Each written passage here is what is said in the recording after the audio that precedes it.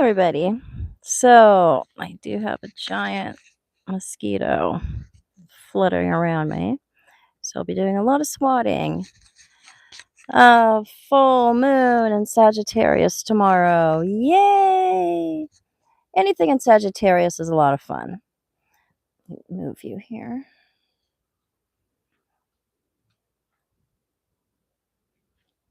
That's a little better. Anything in Sagittarius is a lot of fun because Sagittarius is about movement. No, it's an outward energy. All the fire signs are about doing. These are not introspective signs.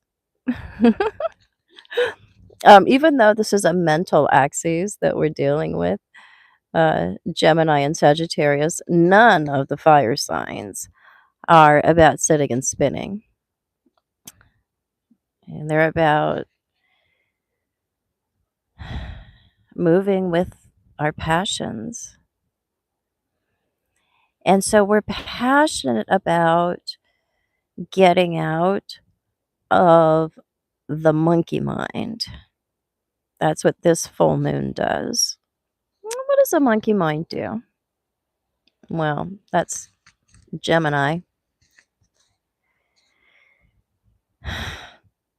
It chatters. It begs for our attention when we have bigger fish to fry. And that's Sagittarius, the bigger ideas.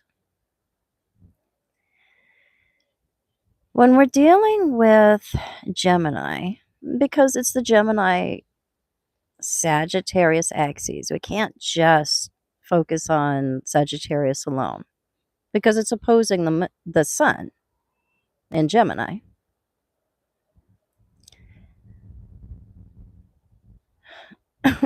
We have to look at how we're getting out of overthinking, the chatter of the mind, the inner monologue,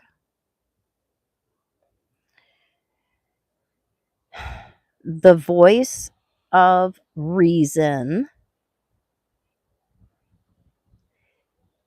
because sometimes it's the voice.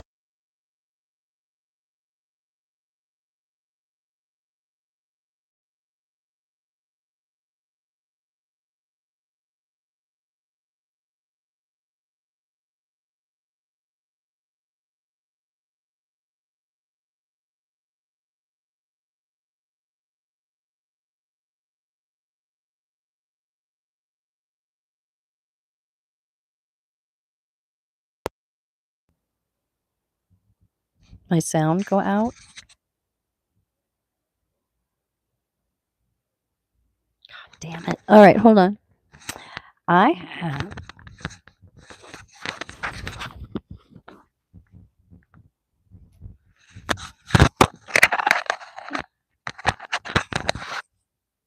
Yeah, it wants to come back, but it wants to go in and out. I don't get that.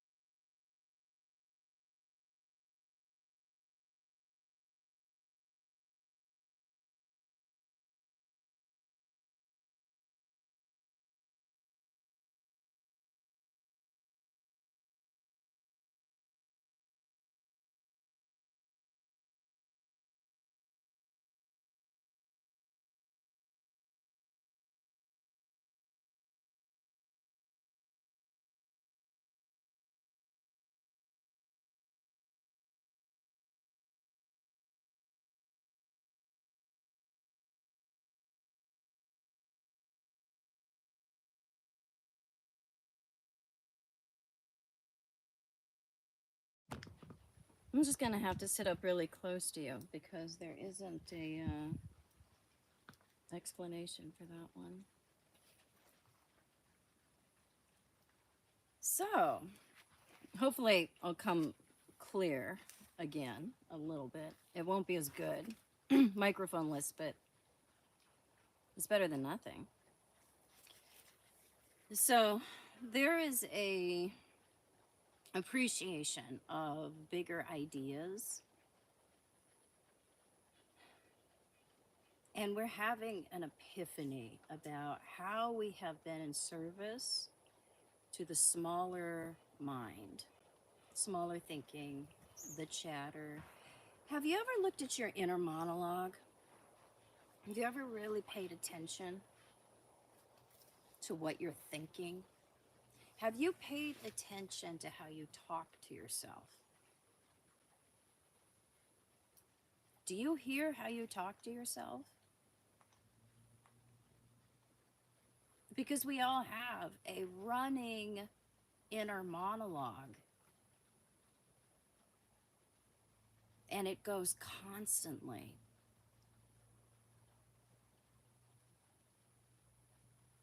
You can quiet it down in meditation. We can bring it into alignment with the higher self. We can find ways of quieting the chatter or directing the chatter into more, let's say, of a truthful or accurate description of what's going on.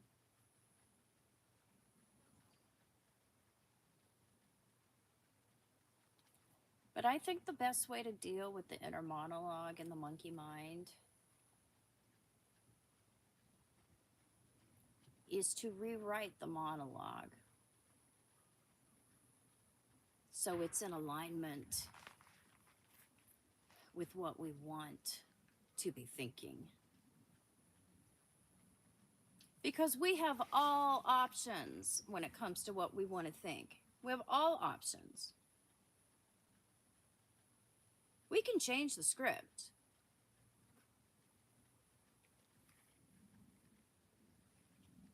We don't have to play a record of the past. And if we have an unexamined inner monologue, that's usually what it is. It's the voice of the dominant parent. It's the voice of the past. It's the voice of trauma. It's the voice of fear. And sometimes we'll have the voice of inspiration or a tiny voice of possibility, but it often just gets drowned out by the other voices that are so bent on being in charge or being heard. And so when we have an unexamined monologue, an inner voice that runs us around and we actually respond to, that is like our mercurial instruction manual. And who gave it to you? Because you're usually thinking things you don't want to be thinking.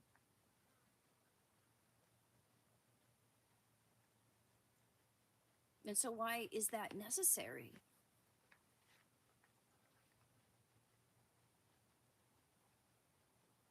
And so we have this epiphany, this look at, what was I thinking? This a werewolf movement where the higher mind pulls out and illuminates the monkey mind. What am I thinking? And then we can bring the running script, that inner monologue, into alignment with the life that we want. We have all options in Gemini. If all options are in Gemini, why do you have to think a crappy thought? Well, it's in service to how we think ourselves up in terms of identity. This is a huge insight here into how much uh, leeway and permission. What is the word? How many options we have when it comes to how we can think and how we can think ourselves up. So when we start changing that inner monologue, we start changing our identity. And we start deciding, okay, well, I think I'm not going to respond to that thought. I think I'll not respond to that thought. Or, oh, okay, I guess that's what's going on in there. I'm not going to do the things that I'm thinking, whereas before it was never an option. I think it, do it. I think it, I feel it. I think it, here's the next step. We become more of an observer. Like, oh, is that where my mind's going? And so we have more options when it comes to choosing which thoughts are valid, which thoughts require energy. We can make enormous leaps when it comes to intrusive thoughts. Because intrusive thoughts are thoughts you think you shouldn't be thinking. And the more you think you shouldn't be thinking them, the more you want to think them. And so, myself, I never had an issue with intrusive thoughts because I am so okay with whatever comes across the landscape. I know I'm not going to act on those things. My daughter, she really struggled with intrusive thoughts. She's more of a challenged Jupiter than I do. She really judged herself for having some thoughts that in her mind she shouldn't be thinking. Or in somebody else's mind, like my mind, I just kind of laugh at it or marvel at, oh, okay. Yeah, that's a crazy thought. But I know I'm not going to act on it. So I'm happy to think it and just let it pass through. If we don't really trust ourselves, or if we have more of a moral judgment about our thinking, then we can struggle more with intrusive thoughts, or we have some resistance to that thought rather than just observing it, laughing at it, letting it pass through. It doesn't have to say anything about us.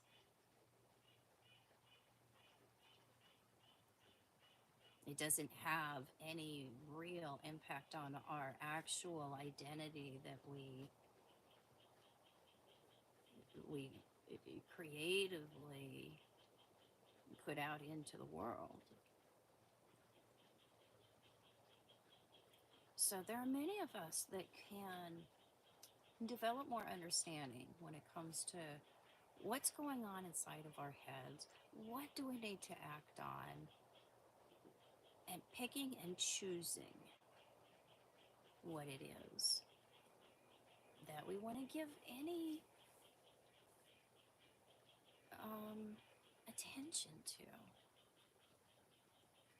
And so some parts of our inner monologue can atrophy when we stop feeding it. Parts of our story, parts of our identity, it just kind of loses its strength because it doesn't get the same amount of attention. It loses its impact. So we usually associate, changes in identity with like an identity crisis.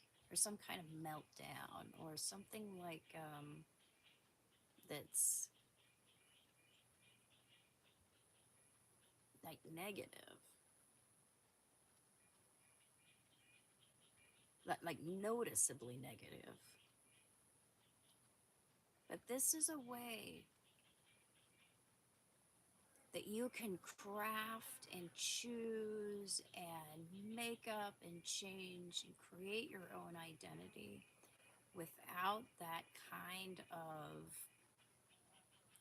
back against the wall kind of experience, just by addressing your inner monologue, because that is a major, major factor. It's one of the major cornerstones when it comes to the creation of the larger sense of self or the identity.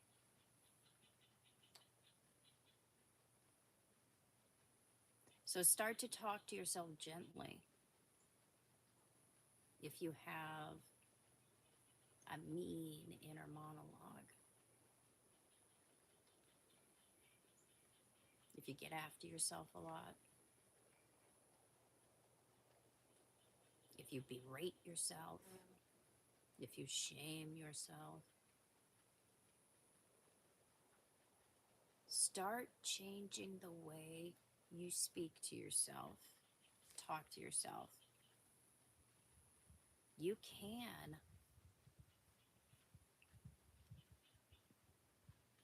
create a new conversation.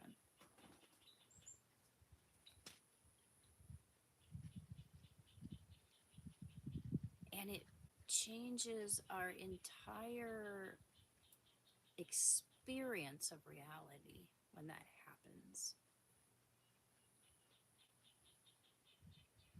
Mm-hmm.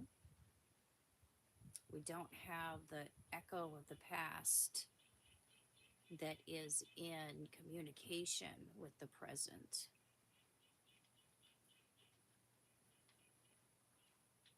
It's like the devil on the shoulder.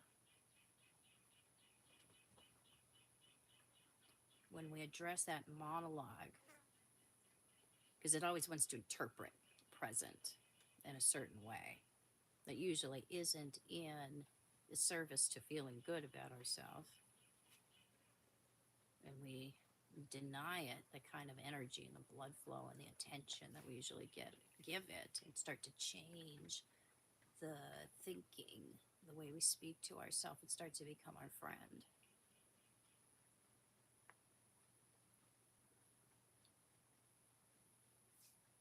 Um, we have really good aspects to Mars too, with what's going on here. Sextile and a trine to Mars from the sun and the moon.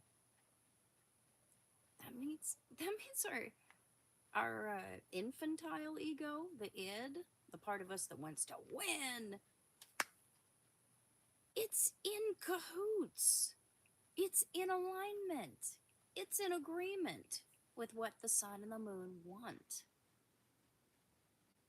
which is for us to stop talking to ourselves like we're a piece of crap, and so and to start thinking ourselves up in alignment more with the creative higher mind. Sagittarius, that's the benefit, the benefactor of the chart. This is Santa Claus. Would Santa Claus talk to you like you're a piece of crap?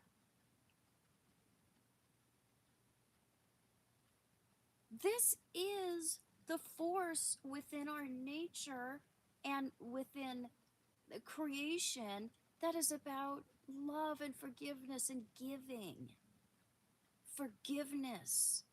That is a massive Jupiter thing. Jolly, belly laughter, forgiveness, feeling good, warmth. And so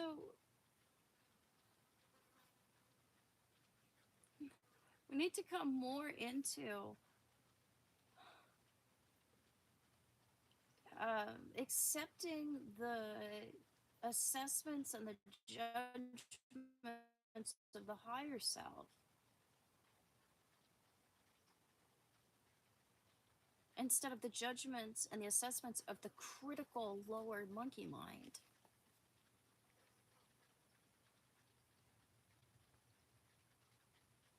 Yes, the greater benefit imaging. Thank you. That's how we're supposed to say it. I just say he's the most beneficial guy in the sky.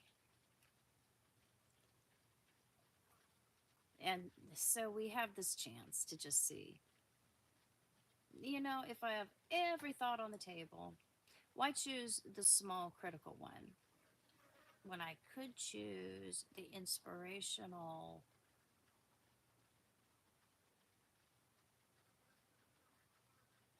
truer one? Options abound.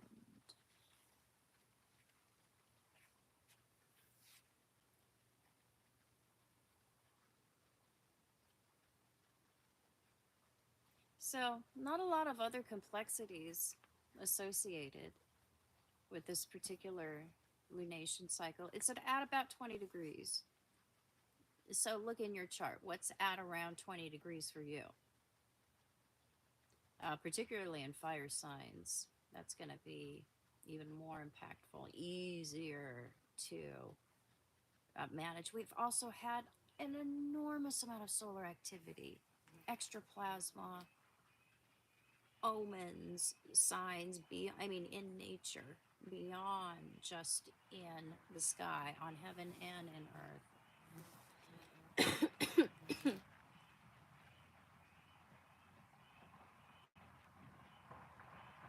Looks like my brother's home. It's going to be time for family dinner soon. And we have had so many changes in terms of leaving old eras and old ways of living and thinking and organizing ourselves and coming into the new paradigm. And it is messy. It will be messy for a while, but we'll have little fits and starts when it comes to organization, getting things back in order, because it's like the house of cards has to fall and then you restack those cards differently. But it's different. Oh my God, really? I didn't see that. Lost stage. We've had oarfish washing up on the West Coast now.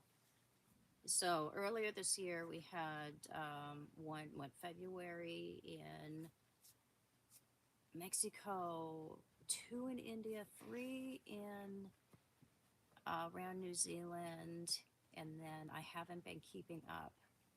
It looks like we've had some. I'll take a look, Lost Age, and see what's going on there. But yeah, it's a sign that we have deep patterns. See, the ocean is Pisces. Other types of water are, described by the other water signs, but the ocean that interlinks everything, everything sits within that. All of the ocean together is Pisces. And so when we have collective changes, deep collective changes, that means things that affect us all. We have a stirring up of the deepest layers of the the ocean, the molecules that circulate through all of us. And in that stirring up of the deep ocean, we will have oarfish, other signs as well. Signs in nature, dreams that signal stress, natural disasters, personal and societal changes. we haven't seen Saturn and Neptune conjunct at that 0 degree point in Aries before.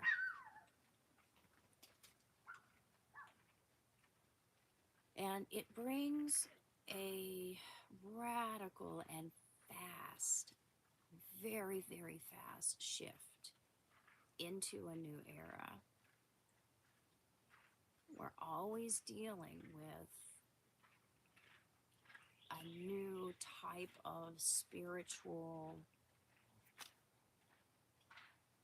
paradigm descending, a new type, a new Jerusalem that comes in when just Neptune is in Aries. And then we had Neptune with Saturn still there at that 0 degree point in Aries. It's new institutions based on and infused with the new spiritual paradigm. Haven't you noticed why you feel so weird? Have you noticed you felt disorganized for about a year?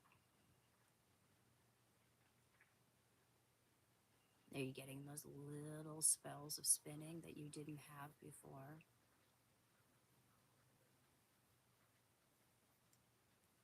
This is what it feels like when we have a Neptune transit to Saturn, particularly in your natal chart. If you ever have a Neptune transit to your Saturn, pay attention. It is mind bending. And you're actually delusional for a little while. That doesn't mean that you're jumping out of airplanes or setting off pipe bombs. It means that the usual boundaries of the mind, the structure of the brain, are being permeated and expanded by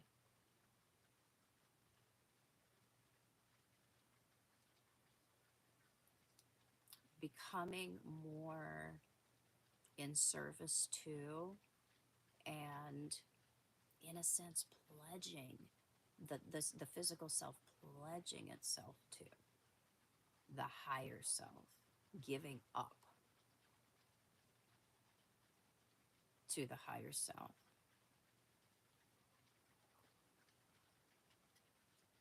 And so we feel kind of crazy when we have Neptune, Saturn transits, and this is a collective transit.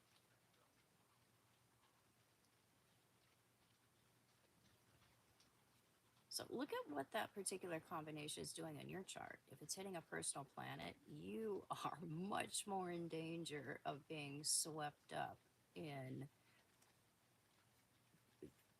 the ascension process.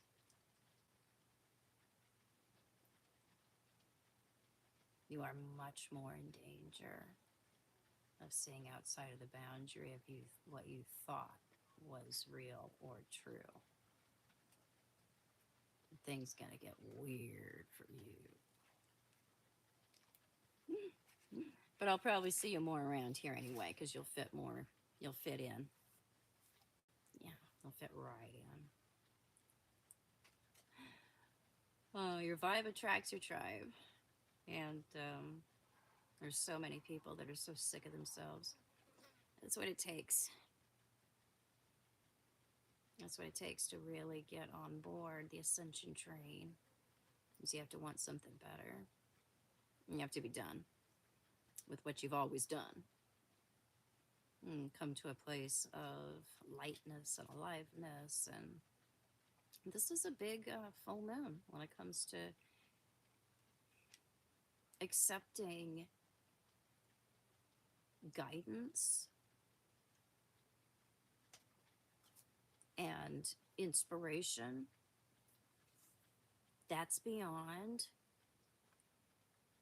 that concrete monologue that we've always been thinking, that is basically just a typewritten script of the dominant parent.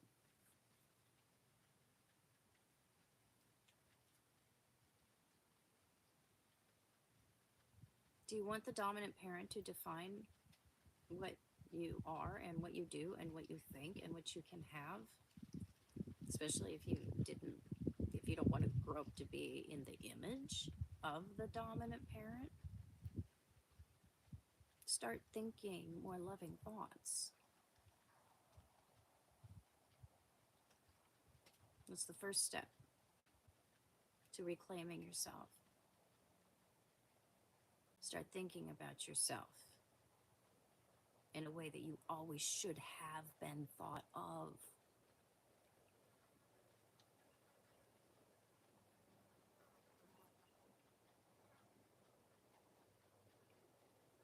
So let me take a few questions here. Then I am getting hungry for dinner. Oh, Imogene, that's a really good quote. Yes, the work is never done. Run, run, run. Well, we get to decide when the work is done, don't we? We get to think our own thoughts.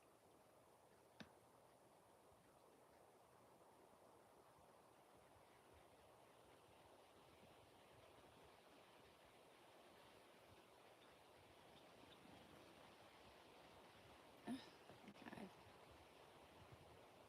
Oh, Helen, I really hope Santa Claus finally is not going to forget your address.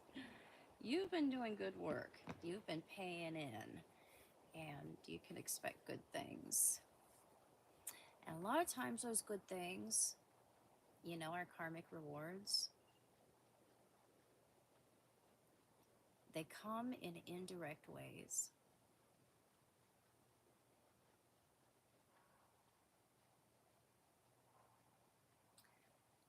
Kind of like how I didn't have a bathroom when I moved into my little house because it was just one big room. That's all it was. And, I was able to separate the kitchen and the bedroom pretty well, but that bathroom was something that was going to cost me a penny. And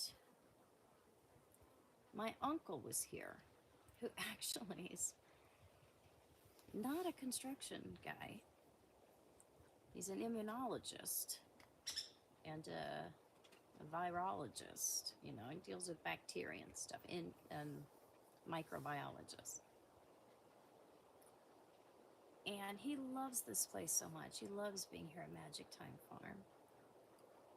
And out of the kindness of his heart, and because he had all the time on his hands from being here, he decided to build me a bathroom. He didn't really do it so much for me as he did for my dad, because my dad felt kind of guilty that he hadn't had the energy to help me with the projects that we had planned to work on together around my house. So although I benefited by getting this amazing, beautiful bathroom that was better than I had even hoped for, it was done for me, I received that gift indirectly because my uncle did it more for my dad. That's how we get gifts that we deserve, but they can come to us, and sometimes we may not completely understand the blessing or the return. But if you understand how it can indirectly arrive, and sometimes it arrives as a blessing or as a gift or as a payment to somebody else at the same time.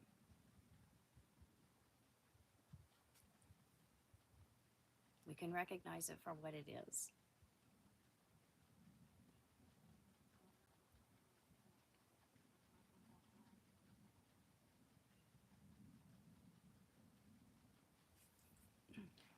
Um, oh, what's for dinner? I think I'm gonna make yellow curry tonight.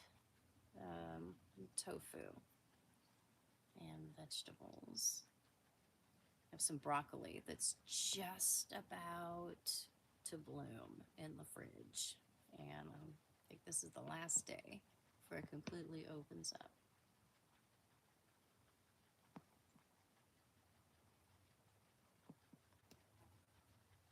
Oh, you're welcome, Fragrance.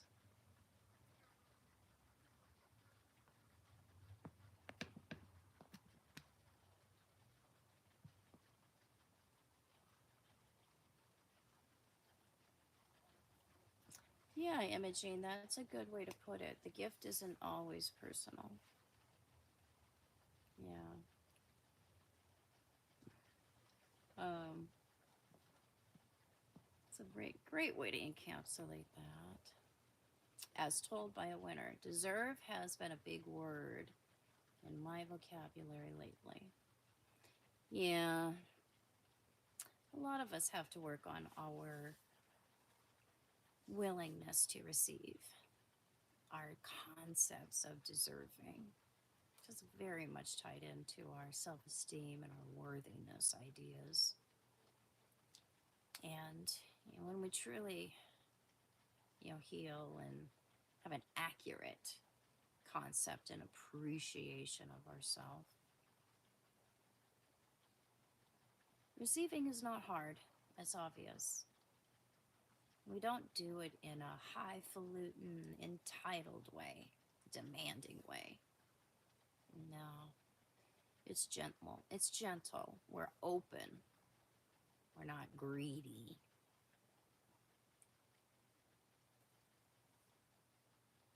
So Sagittarius is a greedy sign. It's the greediest sign.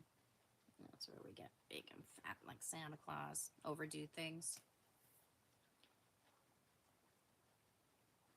But we don't have a lot of wasteful, difficult aspects to the sun or the moon that are talking about going overboard or erring on the side of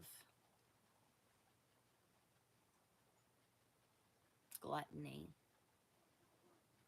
We don't have a lot of the triggers that we can see. Um, they can have us paying a really bad price when we're dealing with Sagittarius. Difficult aspects to Pluto, difficult aspects to Mars, things that will increase our appetite. We just don't really have that going on. So it's a period of review when we have the full moon. But I think that we're going to like what we see. For the most part,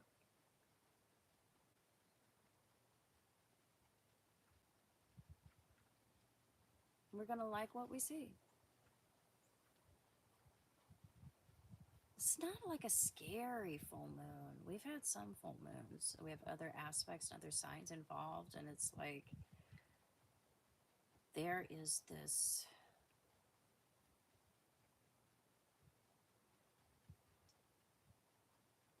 I don't know, like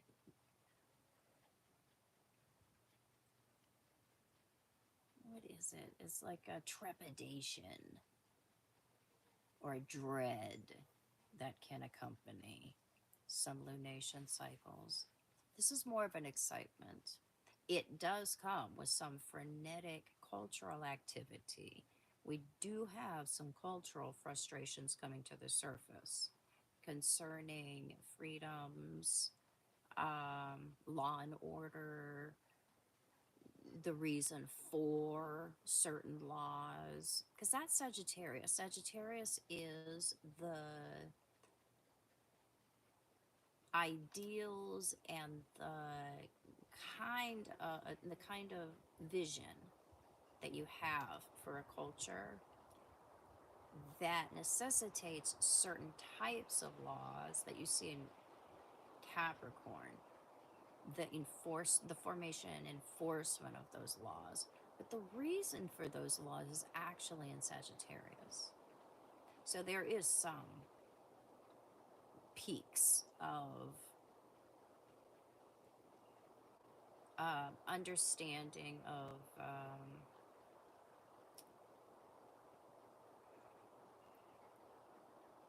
the reason for a certain culture, cultural agreements. What is it that we're all doing here? That's the question. And a werewolf moment about if that's what we're all doing here, if that's the cultural agreements and what our inspiration and our shared stories are based on, how far are we getting away from that? And is that okay? Is that not okay? And do we need to think about new laws, new ways of enforcing our ideas, uh, old ideas, or do we need to change our laws, change the order of things to reflect these new ideas or cultural agreements that we're coming to? It's going to be different for different places, and it can be different depending on different topics. So there is some of that surging to the surface. It is not the most flashing red light, though, in terms of tensions that are needing to be addressed or erupting. We will see worse stuff related to protests and social tension coming up later. So there is that, but personally, it doesn't have the typical drama that we associate with a lot of full moons. So more inspirational than perspirational. So. All right, guys, I'm going to make some dinner. I might pop into Facebook and social media later. We'll see how I'm feeling. But in any case, I'll try to come in and talk to you tomorrow. We'll see. If not, think about what thoughts you want to eliminate and what thoughts you want to expand, and give yourself permission to do that. Bye.